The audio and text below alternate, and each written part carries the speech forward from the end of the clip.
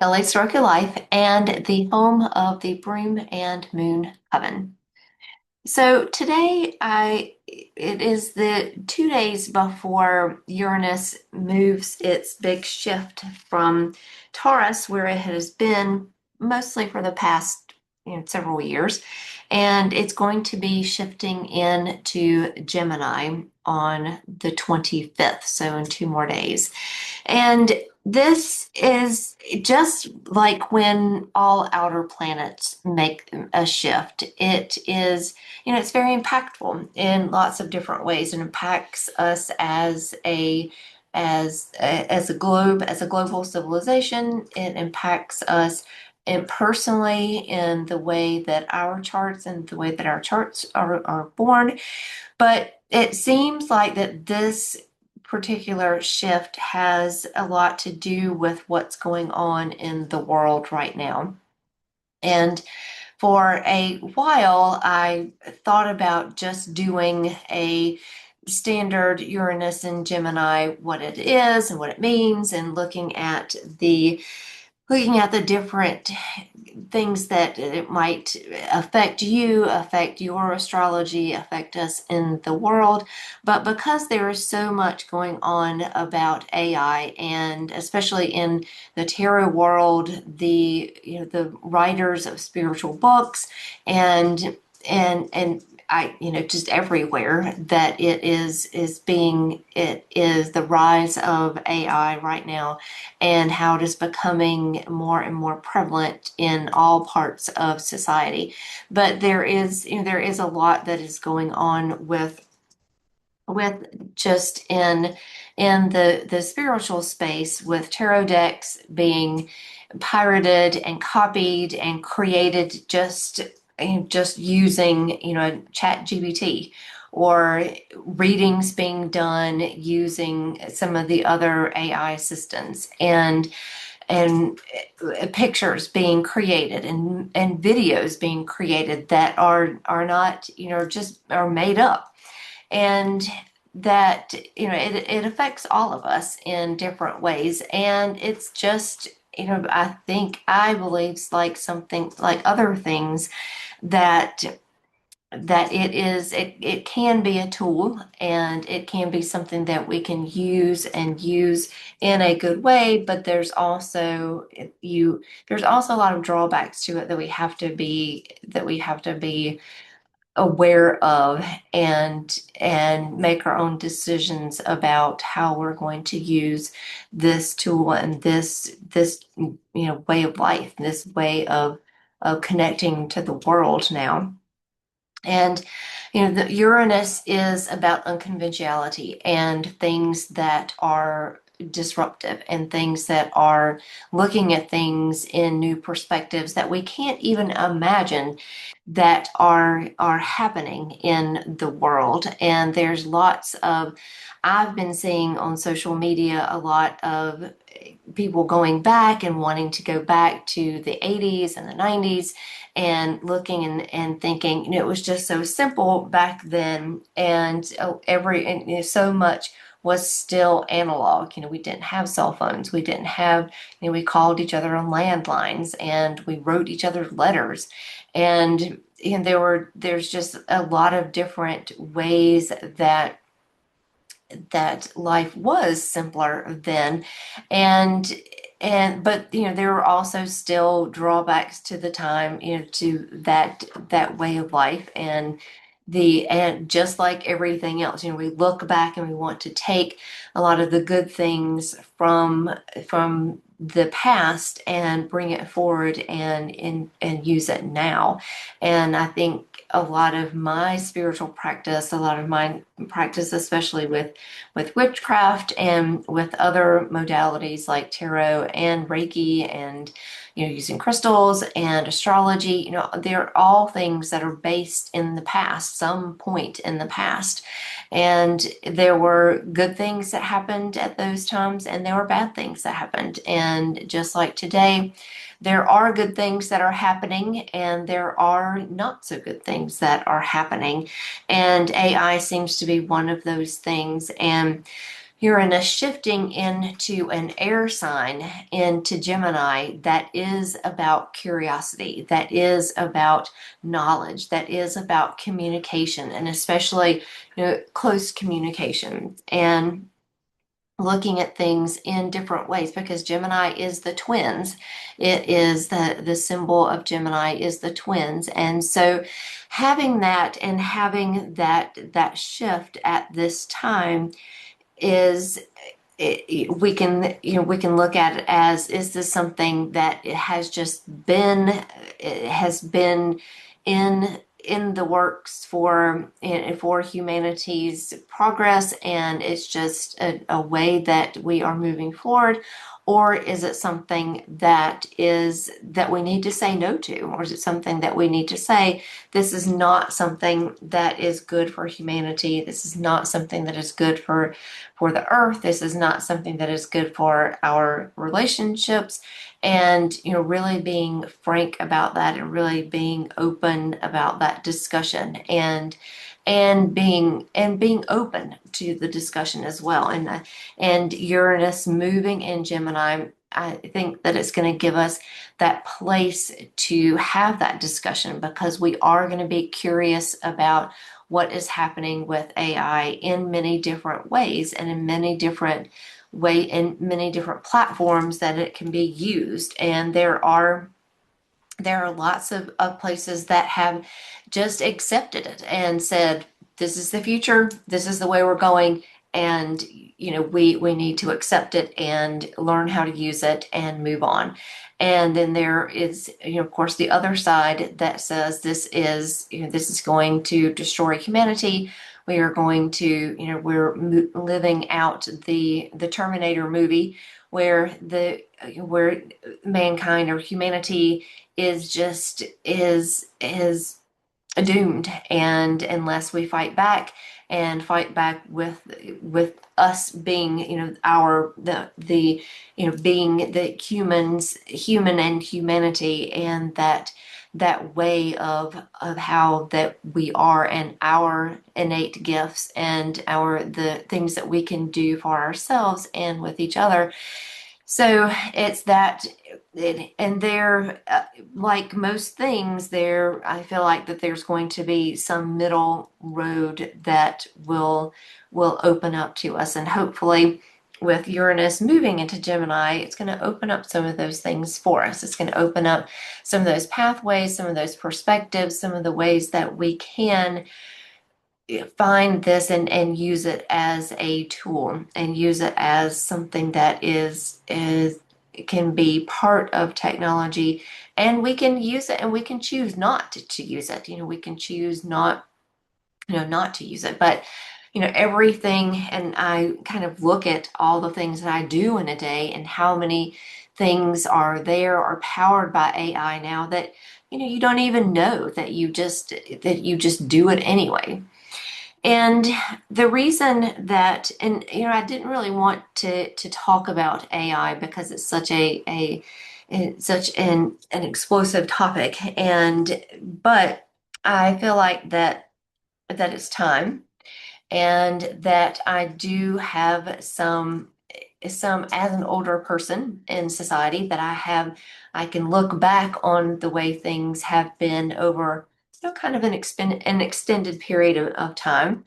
And that, when a few years ago, when I went back to school very briefly, and I was working on an art degree, and I was going to get a degree in art, and my specialty was going to be photography. And so within that, I studied AI, actually wrote a paper on photography and AI. So I did, and this was, a couple of years ago. And so even between, then and now, things have changed tremendously. But I think the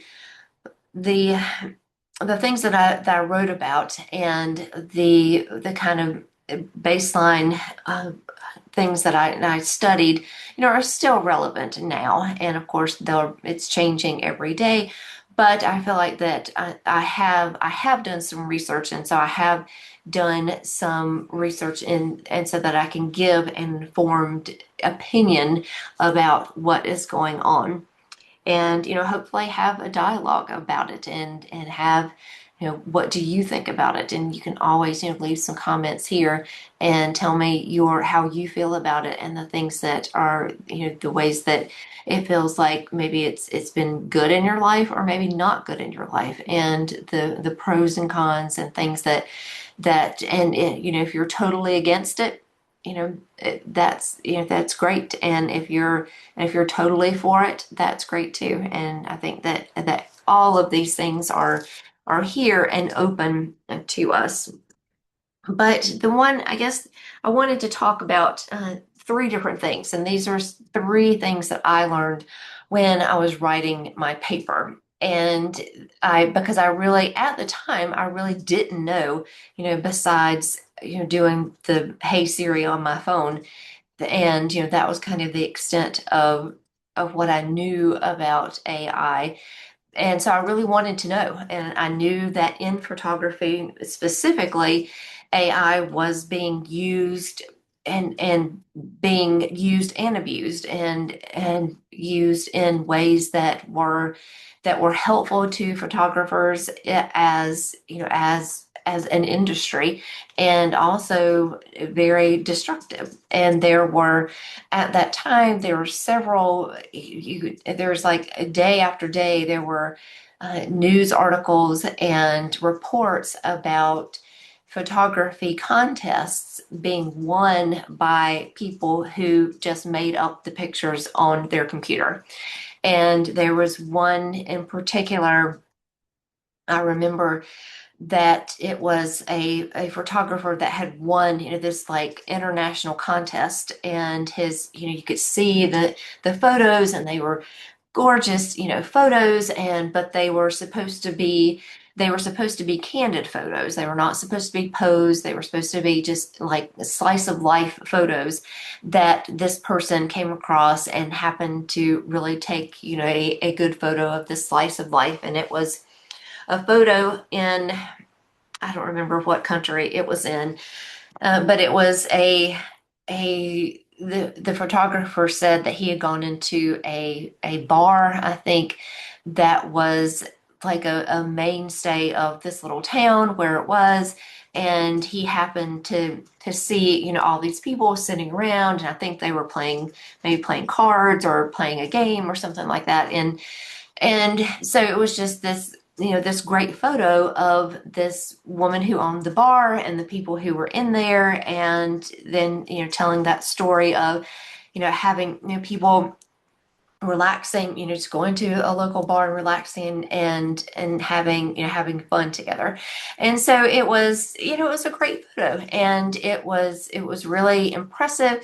But just a few days later, it was uncovered that the person, it was not candid at all, that the person had gone in, the photographer had gone in and staged the photo, had actually paid people to come in and take the place in the photo. I think the person who actually owned the bar, I believe, was a real person, and really owned the bar. And but even then, I think that she was asked to stand in a certain place, and all these things that were supposed to be just a candid photo were not. And of course, there was AI used to make the picture even better. And so what seemed to be this really great shot was a staged photo.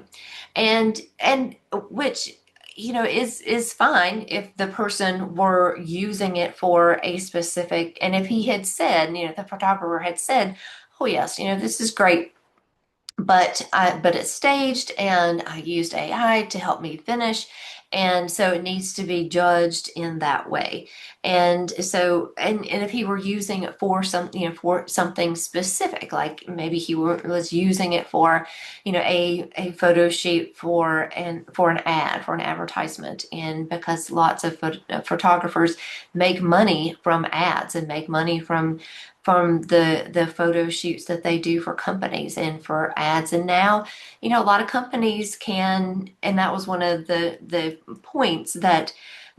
first points was of my paper, and that I kind of uncovered, is that this kind of AI was really taking away from a lot of the money that photographers were making. And it was because companies could now just go on, download a software program and make the photos that they want. They could use the products they had, and put them with any background, anything that they wanted to use, and put anything with it. And so it was that was and even though there was a lot of backlash against that, and saying, this was something that I depended on. This was a way that I depended on making money. And this is one of my income streams was to have, was to do ad shots for, these companies. And then all of a sudden the company says, oh, well, sorry, we can do that ourselves. And even though at the time, the photos were very unrealistic, and you could tell that it was not done by AI, or that it was done by AI, but it was still, it was used in ads, and it was used by the company for their ads and for what they were using it for. And so it wasn't a big deal. And so there was that. And that first point of creativity, that first point of where's that line between human creativity and AI creativity.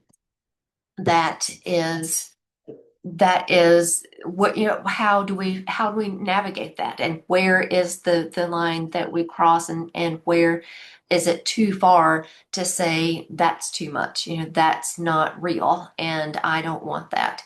And where, what are the rules? And I know in photography, especially with when you're entering a contest, or when you're if you're putting forward your work against other people, and your work is totally your work, and it's all digital, or it's all done on a digital format, but you've done all of it yourself. You've taken the pictures, and you've taken the photograph, and even if it's digital, and you've used a program that is like Lightroom, that probably has used types of AI for the past, many years, but now it's becoming even more prevalent in those kinds of programs, that you can just download it, and then you can change it to whatever that you want it to be.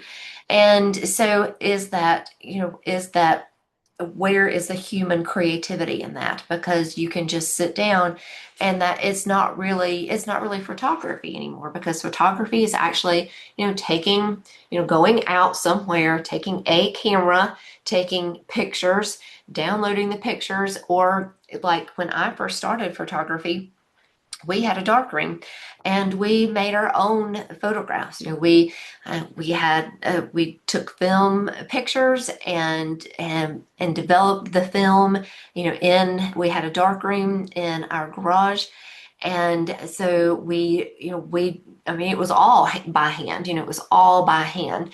And then digital photography came out, and so everything became digital. And so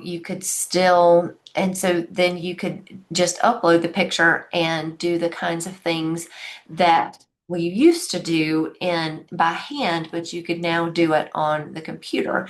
So again, is that, should we go back to just film? And so should we, and that was, one of the questions is, where is that line? Where is the line between taking a picture? And even when digital photography came out, that was one of the the big you know the big kerfluffles about digital photography is, this is not really photography anymore because you're not using film, you're not using, but you are still at the same time when you use a digital camera, you still can have a lot of control. You still can have a lot of control over the picture and over the camera.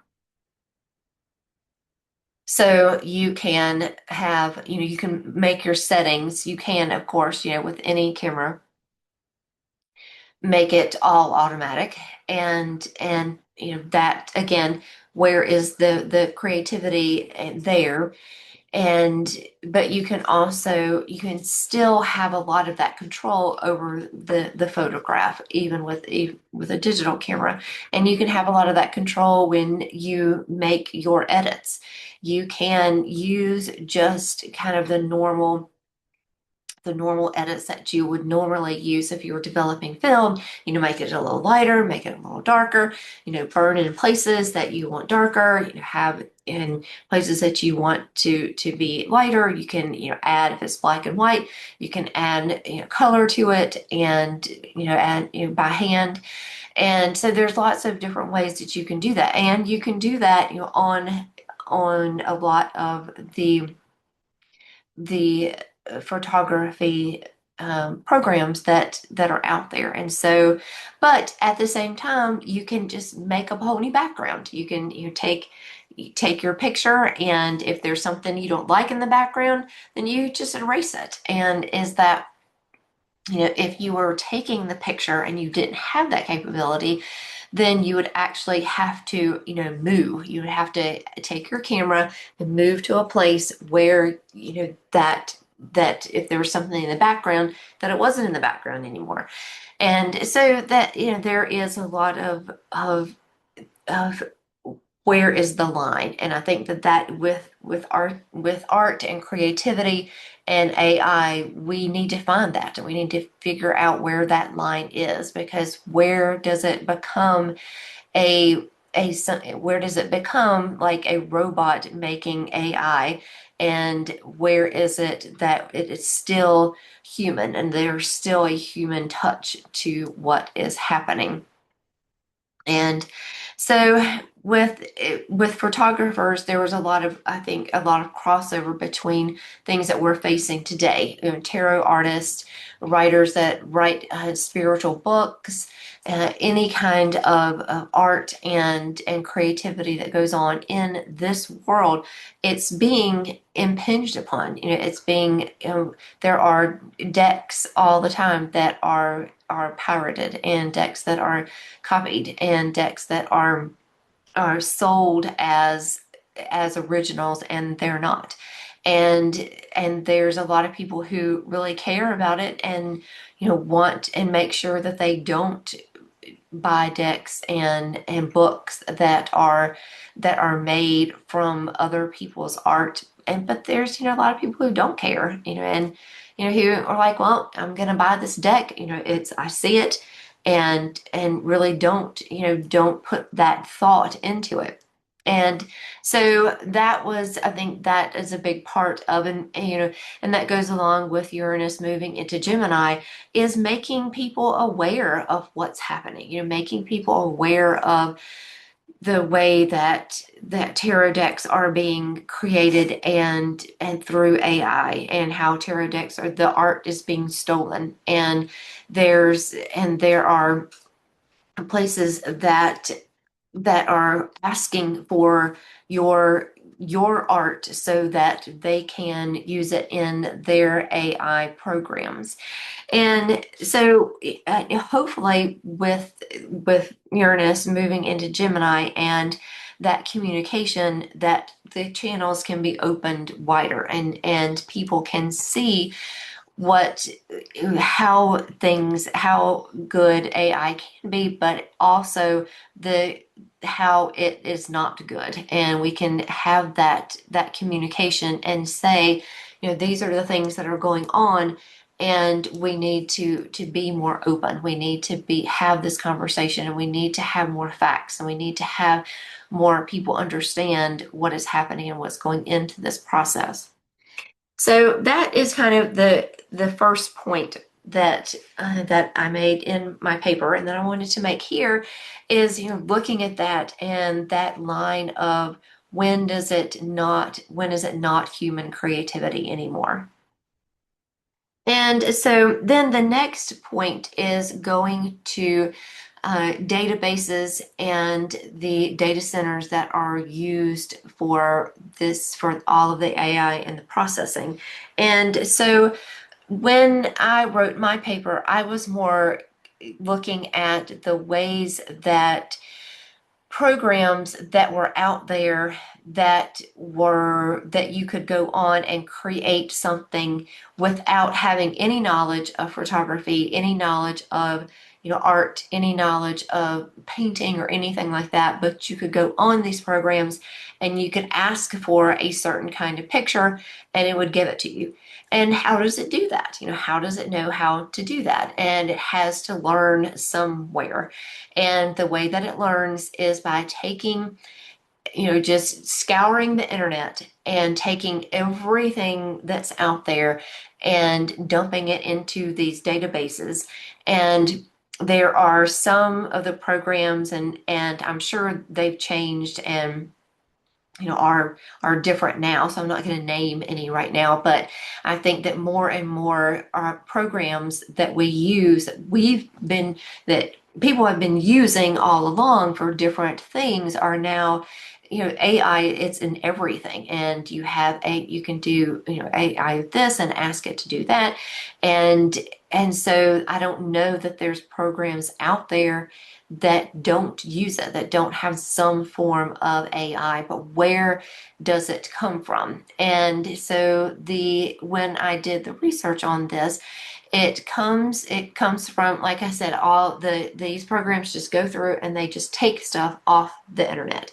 And then they put them in databases, and the particular ones that I looked at when I was doing my research had actual people who sat down and and categorized the pictures. They looked at, they would, have a picture and they would tag it as something. And so they would tag it and they would describe it in whatever way they thought described that picture.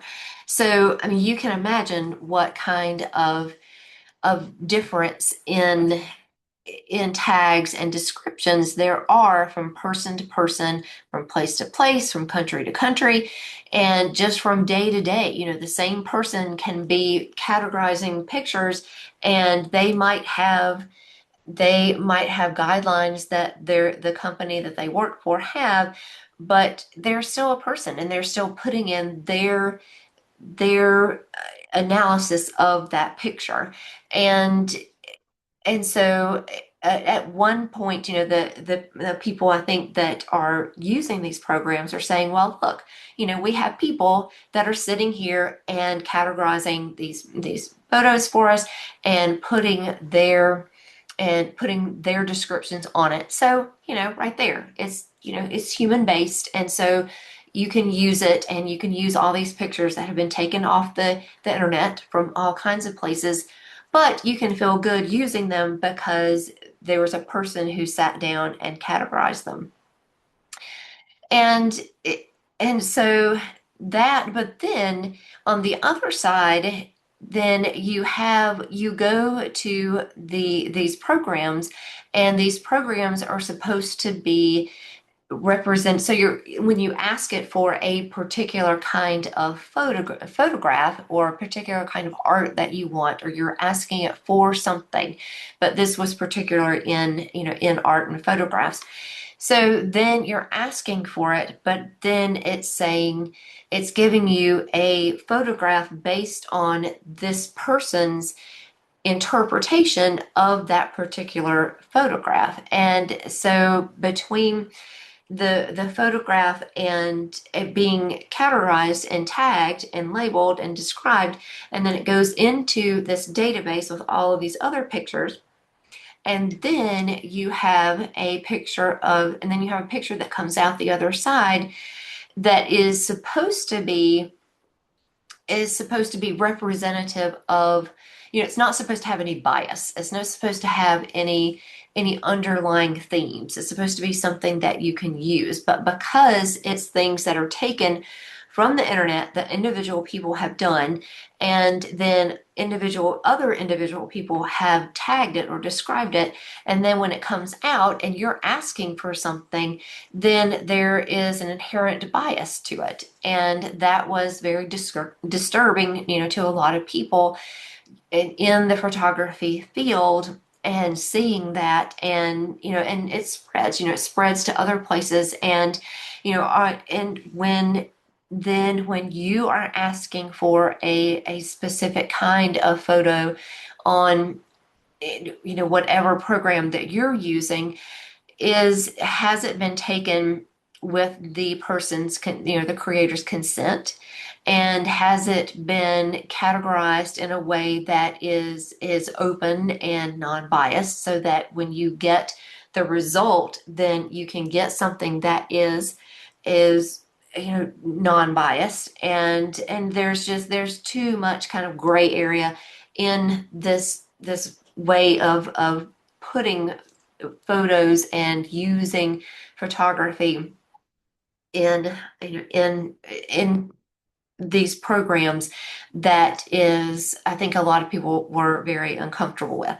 Then on the other side, there was a lot of people who in the photography field, because that's what I was researching, that said, oh yeah, it's great. It's wonderful. We have this way of asking for exactly what we want, and we can have that. And then, maybe they have maybe it's the person doing a photo of, doing a portrait, and, they have a portrait of a person, and they want to put it, on the beach somewhere, but they live, you know, not near the beach. And so they can say, oh, yes, I can say, I want a beach at sunset. And I can, just create this backdrop, and then I can put this person in it, and it's great. It's this person at the beach, and, it's exactly what I want. But again, what is it being used for? And, who are all the people that sunset picture, went into, and where did it come from? And there was a lot of, again, a lot of gray area here, because when we put up pictures on TikTok and Snapchat and Instagram and Facebook and everywhere that we put, photos and content out there, most of those places have, you're consenting for those things to be able to be used in whatever way the owners of the companies see fit. And so when the creation company, the company that wants to use all these pictures, goes to Instagram and says, hey, I want to download, these millions of pictures into my database, then you've kind of already given consent for that, because you've agreed to, when you put your picture up there, you agreed to that. And so, and how do you stop that? And if you're using your social media platform for your business, or to stay in touch with other people, or for whatever it is, maybe you are on a volunteer, working on a volunteer program, and you have a group on Facebook, or something, how can you keep that from being used? And there's really not many ways that you can do that. And then when you say, well, I'll just have my website and put a copyright on it, and that is kind of maybe not. And so you can put it up there and put it out there and say, this is copyrighted, and it's supposed to not use that material. But I doubt seriously that a lot of these databases are going and saying, oh, well, let me look at these and see if these are copyrighted or not. And, maybe there's, things that are changed, but there is a very, it's a very gray area legally and ethically, that these databases and the data centers and that they cross and that they live in. And we, I think that we as a with and that goes back to Uranus and Gemini. As Uranus is moving into Gemini, how can we communicate those things, and how can we, do we need new laws, and do we need new ethics, ethical boundaries, or is it going to be up to us, us as an individual to figure out how we feel about this morally and ethically, and make our stands. And I think a lot of people are doing that. They're figuring out how they personally feel about it and letting their voice known. And that's great, because I feel like that we need communication, and we need dialogue about this, and we need to know how these things are coming to us, so that when we sit down and we start to create, and the little AI button flashes up and says, oh, use me, I'll create something for you. Is it something that you can create? And it's a lot of the I know there's, a lot of places now that are starting to have tarot readings, and that you can just go in and say, I want a tarot reading, and you ask the question, and ChatGPT gives you an answer and says, this is the answer to your question. Here are your 5 cards, and this is what the cards mean.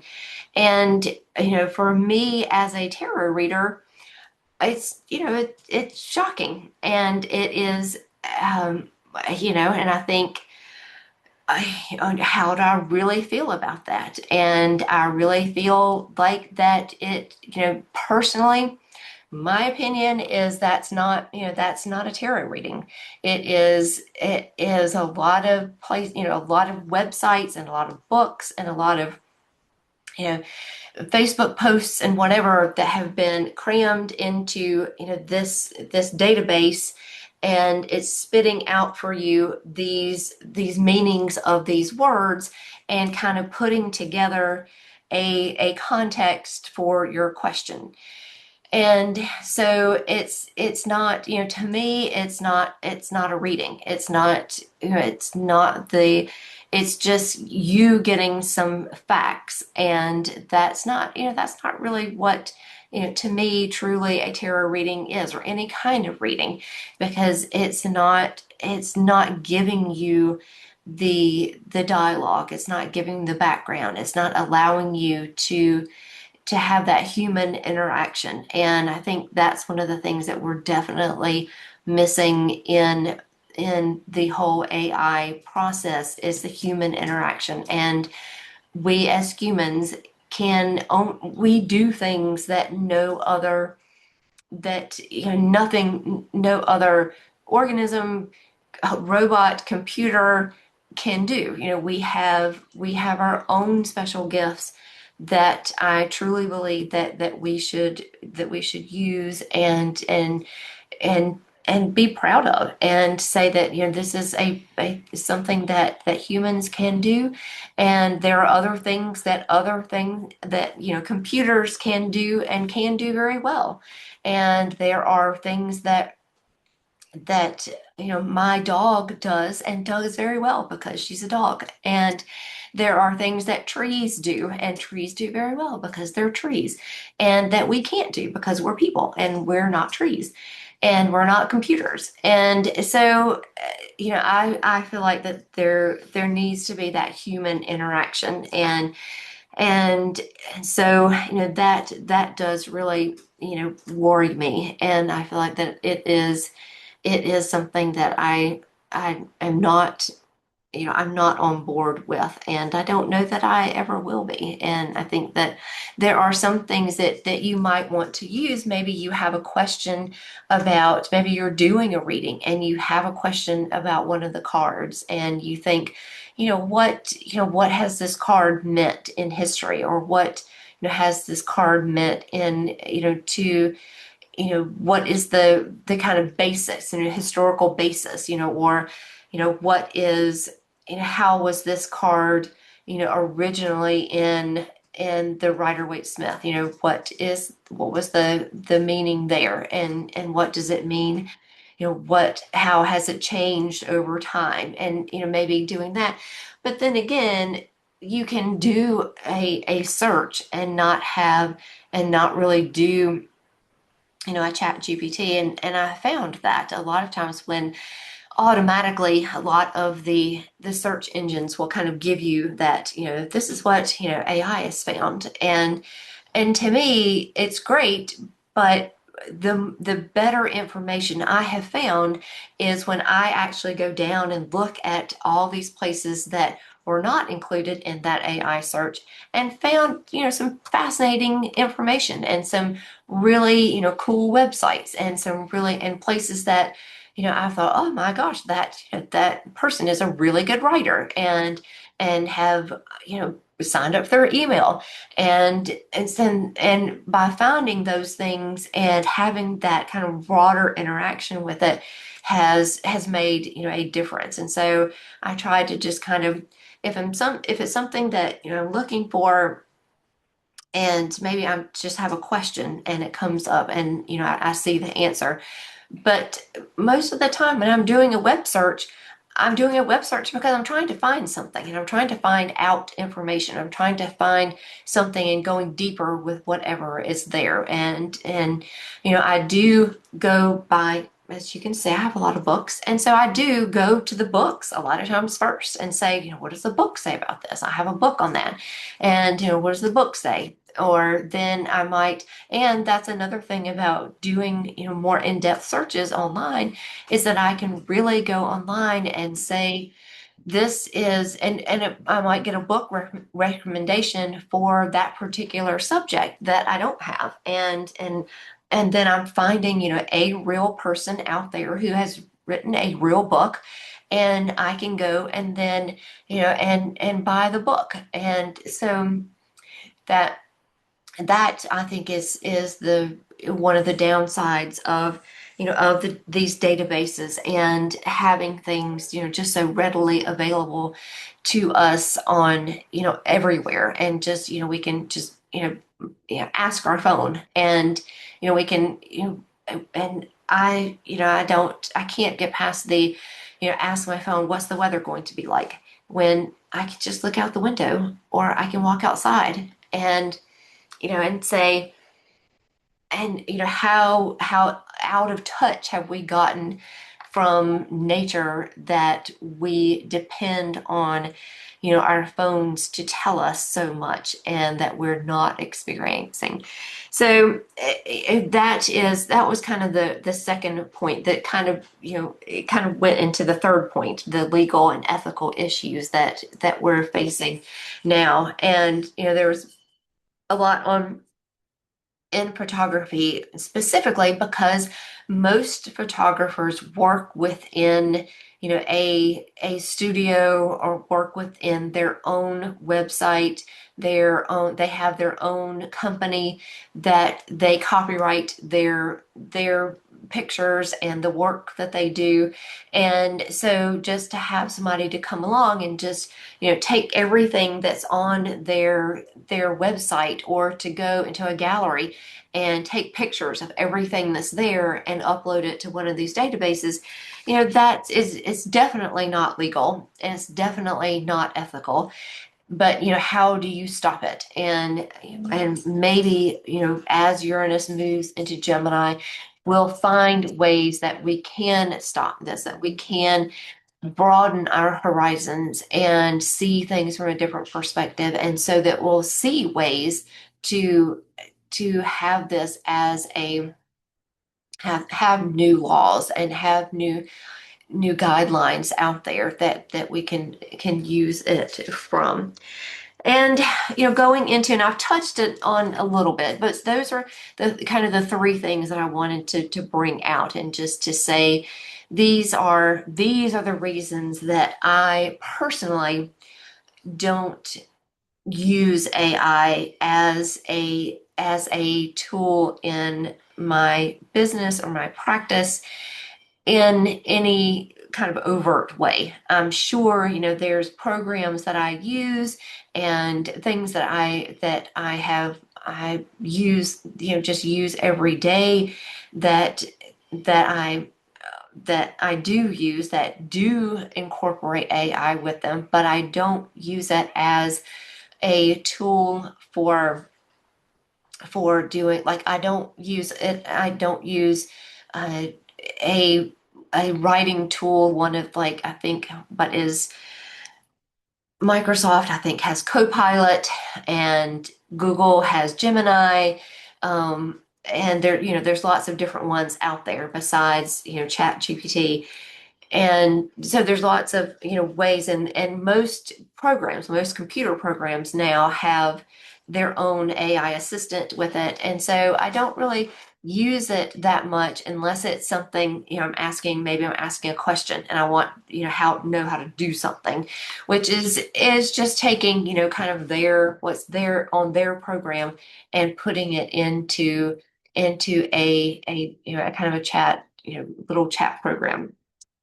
So, but again, I can't say that I don't use it and I never will, because there are things that I do use, and I come across and think, I need to do this. And so this is a way that I can do it. And, as AI grows and as things change and as I continue to learn more about AI and how it's used, and the ways that it's affecting society, then there definitely may be times and places where I say, I'm just not going to do this anymore. I'm not going to use this, and I'll just have to, find another way to get this done. And so that is, but overall, I believe that there are as many good things with AI that there are just as many, you know, not so good things. And that we all need to be open to discussions, and we all need to be open to, finding new knowledge, and, not using and not just making everything easier and faster. And that's definitely one of the things that I feel like that I am not happy with, is just everything being just on demand and so fast, and that you feel like that you can't even, take a breath. You can't even, just take a day off or take a vacation. And because, there's always, email or chat or, texts or something that you just can't get away from. And is that, is in some ways it's good, because there are ways, there are businesses now, there are ways that we can communicate that we could not in the past. But do we really need to communicate in that way? And do we really need these business tools? And do we really need to have our email, available, 24 hours a day? And do we really need our phone on all the time?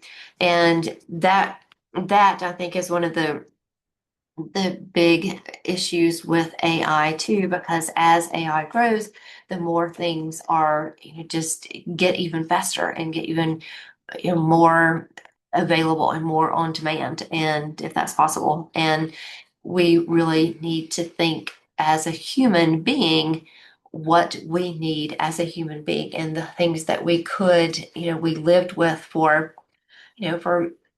thousands of years up until now. And how can we kind of go back and step back and say, these are my boundaries, and these are the things that I need, and these are the things that I want to do, and these are the things that make sense to me.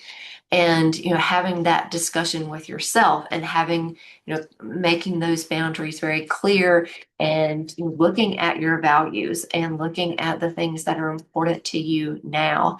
And Uranus moving into Gemini might be a good time to do that, to really do a kind of a life audit or a values assessment, and see, because I know my life has changed a lot in the last few years, and the values that and the things that were really important to me just a few years ago have changed a lot, and definitely things that when I was younger and my kids were young, and there's we lived in a different place, and so all of those things are things that now maybe this is a good time to do that and to do that shift. And um maybe we'll do that. Maybe we'll do a life audit or a values assessment and another video, and we can do something very personal.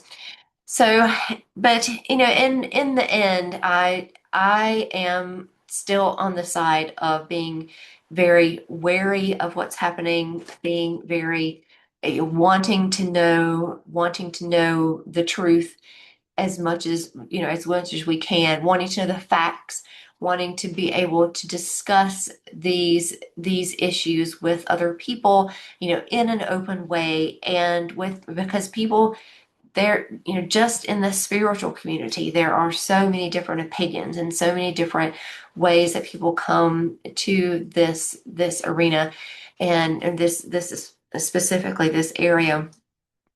And so having that and having those discussions, I think, is really good. And finding the facts and looking at where you use AI in your life, and is it a tool that is helpful to you, or is it just something fun that you can make your own little personal emoji, and which is fun too. But again, where is that where is that coming from, and where is the humanity in that? Is there a person, is that person who used to draw emojis for all the computer companies, does that person not have a job anymore because you can just make your own emoji? So just a question. So that is it, and for at least for today. And I'm sure that there's more discussion that is going to go on, and as things change, and as we go into this new place of Uranus and Gemini, and as we go into this new technology frontier that we are on, and how are we going to handle it, and coming at it from a spiritual point of view. How is it does it fit into your life, into your values, into your journey as on a spiritual path, you as a witch, or your practice, how does that figure into it, and how are you going to use it or not? All right, that's it. And I thank you for being here. And I do want to, at the end, just say that I do have a community on it's in the Broom and Moon Coven, and I host it on a platform called School, Skool. And it is a place that I hope that you can come in, and if and if you have things that in your practice, or questions about astrology, and things that you want to have a discussion on, or you have really a lot of feelings about this, and you don't really have other people that kind of understand where you're coming from in a more spiritual, witchcraft kind of way, come in. We have tea times. We have a community where you can, chat, and you can ask questions. There's a message function there that you can message me if you have a question. So, I'm hoping that the Coven will be a place where you can come and ask and have these conversations and ask these questions, and we can find out the facts together, and you can come in and I am there, and not 24 hours a day, but I am there. And you can come in and we can chat, and there's other people starting to join, and I'd really love it to be a place where where we can talk about these things and talk about any of these things that are coming up for you and for your practice, and for you in in this shift in the world and as we go forward. So again, and you can find there's a link to the website that you can find out all about the coven. You can watch a sample lesson. You can join the free community and with where you can come in and chat, and you can attend the tea times and our planning sessions and our new moon that's coming up in or our full, our new moon that's coming up. We just had a new moon, but our new moon that will be coming up in May, in mid-May. So all of those things are there for you, and you can come and chat and have this beautiful experience there. Hopefully with minimal AI, but it's there for you, and I welcome you in. So thank you again for listening to this, and I will see you again next time. Bye.